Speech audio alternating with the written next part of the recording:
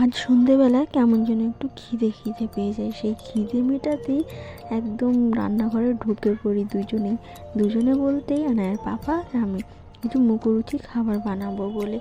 এদিকে উনি বানাচ্ছেন ওই পাস্তা আর আমি বানাচ্ছি সেমাই। ঝাল খাওয়ার পরে একটু তো মিষ্টি লাগবেই, তাই না?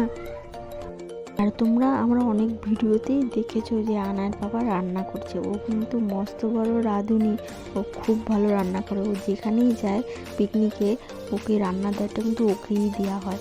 এদিকে যাই হোক, পাস্তা কিন্তু রেডি, আর এদিকে আমার সেমাইও রেডি। আমি আজ সেমাইটা গুড় দিয়ে বানিয়েছি। কেমন হয়েছে আজ মেয়ের মুখেই শুনিনি।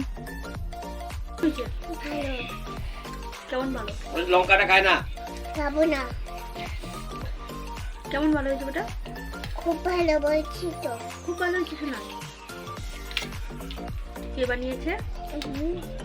কে বানিয়েছে বলো? তোমরা তোমরা কে আবার? বলো পাপা। বাপারা বাবারা। পাপা বাপা